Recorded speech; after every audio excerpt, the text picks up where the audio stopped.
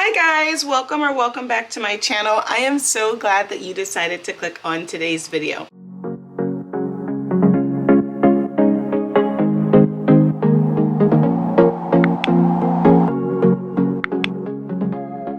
If you are new, welcome. My name is Summer and I'm currently on a financial journey to pay off my debt while saving money at the same time. I do budget using a zero-based budget and with the help of the cash envelope system. And here on my YouTube channel, I am documenting my journey to financial freedom, and I film videos on budgeting, saving money, paying off debt, and pretty much anything money related. If that is something that you are interested in, make sure you give this video a thumbs up and definitely consider hitting that subscribe button to join me on my financial journey. I would love to have you become a part of the family. If you are a returning subscriber, thank you so much for coming back and joining me for another video. I truly appreciate your support. So in today's video, we are going to be creating my February budget using my January paycheck. I have not been paid in 6 weeks, so I am very excited to be budgeting this paycheck. It has been a long time and so much has come up, so I'm really looking forward to being able to start my year and getting on track with my finances. If you are new to my channel, I am a salary employee who is paid once a month on the last working day of the month. I am a teacher, so my last paycheck was December 16th. Paycheck that we are going to be budgeting today is my January 31st paycheck, which would be my first paycheck for 2023. Let me go ahead and zoom in so you guys can see my budget and what I'm working with. So here on my channel, I do budget using the Budget by Paycheck workbook by the Budget Mom. So if you are interested in the workbook that I am using, I do use her box set. She also does have a workbook that has all of her budget materials in one workbook. This one is the box set, so each month has its own booklet. Here on my channel, I do budget using my real numbers. I am a teacher, so my income is public record, so I do go ahead and share that information with you on my channel. I am paid monthly, so I do budget monthly. However, if you are not paid monthly, I would highly recommend you budgeting per paycheck. But since I am paid monthly, I budget monthly. So for my income, I was paid $6,396.78. I do have my teacher income go into two separate accounts. I have a savings account that gets $400, and then the rest of my income goes into my checking account. And then I do receive about $500 a month of extra income. So when budgeting, if you're new to budgeting, the first thing you want to do is you want to list out all of your income sources. That way you can get your income total. I do like using the Budget by Paycheck workbook by the Budget Mom, but you do not have to have anything fancy to budget. You can budget using a pen and piece of paper, if that is what you have. And I'm pretty sure there's tons of other budget sheets that you can find off of Etsy or on the internet. You can just find what works for you. Now that I listed my income for the month, let me go ahead and calculate my income total. So let's add up all of my income. So $6,396.78 plus $400 plus $500. So my total income that I'm going to be budgeting this month is $7,296.78, and I am going to go ahead and put that on the income total line. Now that I have my income, I need to budget for my bills. My bills are my fixed expenses. Fixed expenses are expenses that tend to stay about the same every month. This month, guys, I am going to be doing something a little different. In my previous videos, I always listed out my fixed expenses. However, this month I am going to be doing something different. I'm not going to list out my fixed expenses. I have already listed out my fixed expenses and calculated the amount. So I'm just going to share with you my total fixed expenses. I did recently purchase a house, and I do not want to disclose how much my mortgage is just for privacy. I do share a lot about my income on my channel, but just to protect my privacy, I'm not going to be sharing how much my mortgage is. And because I'm not going to be sharing that, I'm just going to share my fixed expense total. So in my fixed expenses, I have my mortgage, I have my SDG&E bill, my cell phone, my internet, my Instant Ink subscription, my iCloud storage, Epidemic Sound, which I use for my YouTube music, my car insurance. I do have a monthly subscription for a car wash. I have Banfield for my pet. My son does participate in Kung Fu lessons and piano lessons every month, so those are two expenses I have for him. I do have an Orange Theory membership and a membership to a local winery. And then I have a membership for my Peloton spin bike to take the classes. I also have Sparkletts water delivered to my house. I do invest a certain amount per month. And then I'm still paying off my Peloton spin bike and my cell phone. And then because I do live in a condo, I do have an HOA. So if I add up all my fixed expenses comes out to $6,498.45. So that's how much I'm budgeting for fixed expenses. So I'm just going to put my fixed expenses bill total on this line, $6,498.45. Now that I know my fixed expenses, I need to take my total income. So if you're budgeting along with me, you're going to take your total income and subtract your bill total to find out how much money you're left with. So I'm going to take $7,296.78 and subtract my bill total of $6,498.45. So I am left with $798.33. So this month is a tight month for me because I do have my mortgage, and then also in my fixed expenses in my mortgage, I did include my property taxes. Property taxes were paid through my closing cost on my house, but property taxes did go up.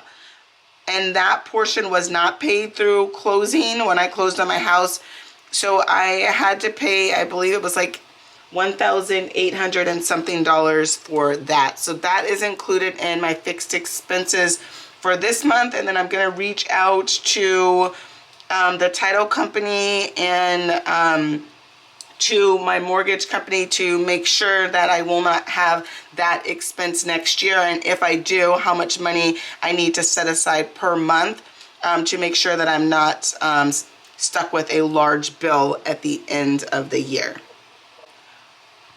And then I also will have some additional changes coming next month. So I was a little worried that my leftover amount is only $798.33, but I'm not too worried because I am getting a pretty significant raise at work.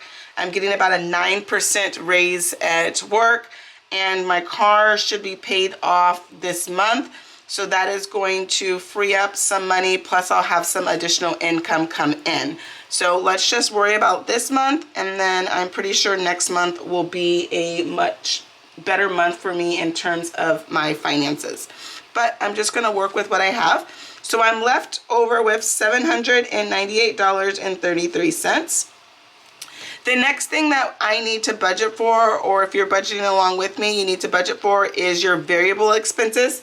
Your variable expenses are expenses that tend to change month to month. My variable expenses are the envelopes that I use in my cash wallet, so my cash envelopes.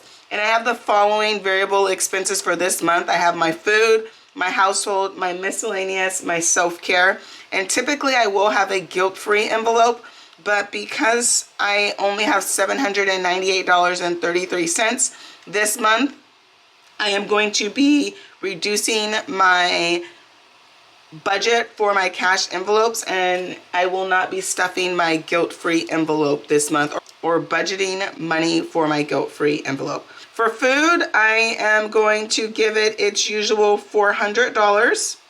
Household is going to get $7. This is significantly less than I usually budget. I usually like to give household anywhere between $50 to $75. However, I am working with a smaller budget this month, so I'm only going to give it $7, and I really don't need anything. And miscellaneous is going to get $20. I usually give miscellaneous a lot more each month as well, but it's going to get $20 this month. And self-care is only going to get $70. I usually budget $300 for self-care, but this month it is going to get $70. And then for gas, I am going to give gas its usual $300. So that is a look at my variable expenses for this month and what I've budgeted for variable expenses. So now let's add up my cash envelopes to see my envelope total. So 400 plus $7 plus $20 plus $70 plus $300. So my envelope total is $797. Last month I did go cashless for gas, and that worked out very well, so I'm going to go cashless for gas this month as well. So the good thing about your variable expenses is your variable expenses are going to change month to month, and as you can see that now that my priorities have changed and I have a mortgage, my variable expense budget did have to come down, and I've had to make some adjustments to make sure that my budget is aligning with my financial goals. So for me, having a house was really important. Self-care is very important to me. However, I am going to be decreasing my self-care budget, and for now just doing my nails at home and doing my facials at home myself and just spending less on self-care. But that doesn't mean that it's going to be a permanent change. Depending on my budget and how much money I have is going to dictate how much I budget for my variable expenses. So your envelopes, for your cash envelopes, that amount will constantly change based on what you have going on in your life. So now that we have my envelope total as $797, let's take my leftover amount of $798.33 and subtract my envelope total of $797. So that means I am left with $1.33. The next thing that we need to budget for is our sinking funds. I'm only left with $1.33, so I'm not going to budget for any sinking funds. However, I am going to give my buffer for my checking account the $1.33, so I'm just going to keep that in my checking account as a buffer.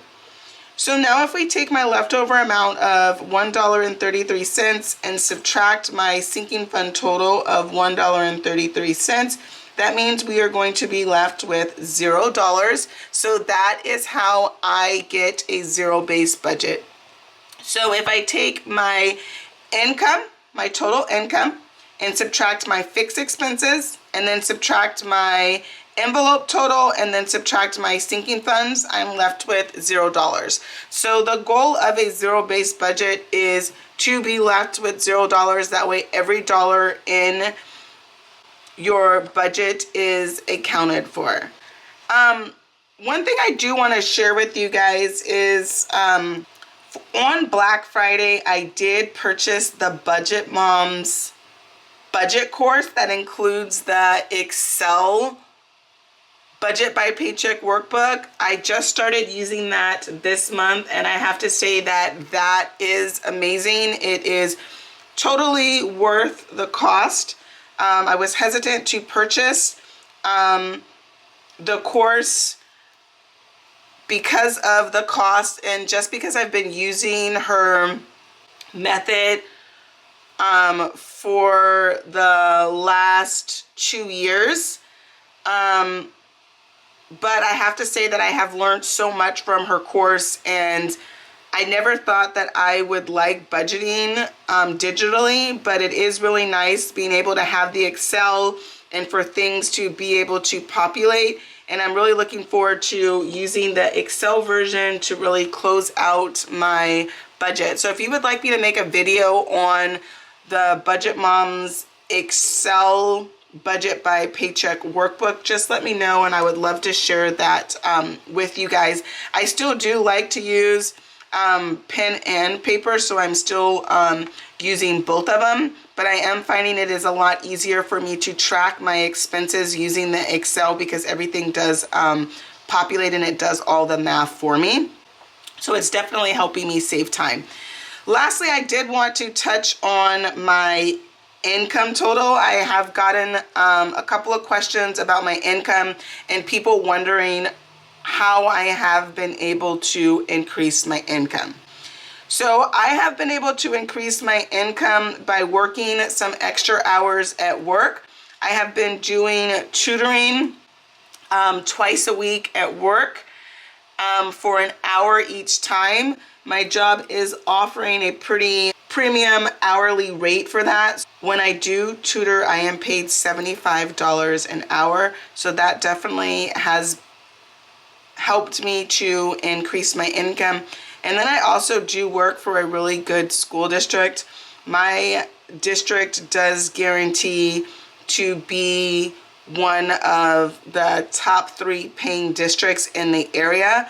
So with that being said, my income is constantly going up because we are getting raises. And like I said earlier on in this video, that next month my new raise will take effect, and that's going to be about a 9% raise, which is truly incredible. So I'm not sure what my February income is going to look like, but I'm really excited to be given that raise with the increase of just expenses. And then also, I am a teacher, and in my district it goes by the number of years you work and the number of units you have. So each year I do move down on the step scale, which equals more money each year. I do think at year 14, between 14 and 17, I think there is a little freeze and it kind of stops, but then the steps pick up again. Typically when I am budgeting, when you are budgeting, you do want to budget for extra debt and extra savings. Because I do not have any income left in my budget, I did not budget for extra debt or extra savings. The next thing that you want to do when creating your budget is you want to create a cash envelope breakdown.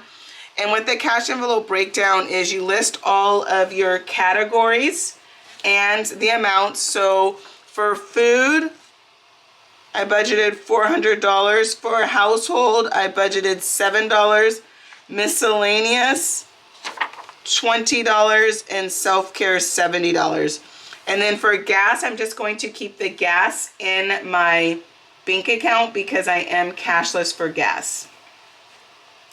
And once you have your numbers, you want to add up the amount That way you know your total. So if I add up 400 plus 7 plus 20 plus 70, that comes out to $497. So that is how much I'm going to be stuffing in my February cash stuffing.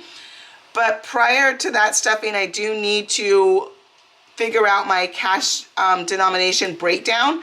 So for food, I am going to take out, or I'm going to want 10 fives, 5 $10 bills, 5 $20 bills, 2 $50 bills, and 1 $100 bill. So that should be 400. So 100, 200, 300, 350, 400. So that is $400. For household, it's going to be $7. I am just going to take out 1 $5 bill and 2 ones. For miscellaneous, it's going to get $20, and I am just going to want 1 $10 bill, 1 $5 bill, and 5 ones.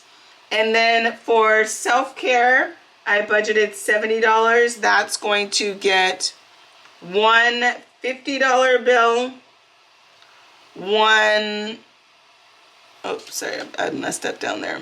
1 $50 bill, 1 $10 bill, 1 $5 bill, and 5 ones. So this one was a mistake. I don't have my white out there, but I'll just put an X. And then the next thing that you want to do is you want to add up all of your bills. So for ones, I'm going to need 12 ones, 13 fives, 7 tens, 3 50s, oh, sorry, 5 20s, 3 50s, and 1 100. So 12 ones is $12. 13 fives is $65. 7 tens is $70. 5 20s is $100. 3 50s is $150, and 1 $100 bill is $100. So then if I add up all of these numbers, this should give me $497. I do utilize the Budget Moms cash denomination breakdown post-it. So I will take these numbers and write them on the post-it, and then I will take the post-it to the bank to pull out my money for my cash stuffing. Well, that is a look at my February budget using my January paycheck. I really hope that you guys enjoyed this video or found it helpful. If you enjoyed this video or found it helpful, please give this video a thumbs up and definitely consider hitting that subscribe button to join me on my financial journey. I would love to have you become a part of the family. But before you go, I would love to know, how is your year going? How many times a month do you get paid? Are you paid monthly, weekly, or bi-weekly? And if so, how often do you create a budget? I would love to know that in the comment section, as well as just let me know what you thought about this video. Well, I really hope that you have an amazing day, and I look forward to seeing you in my next video. But don't forget to like, comment, and subscribe. It definitely helps out my channel, and I truly appreciate your support. Bye!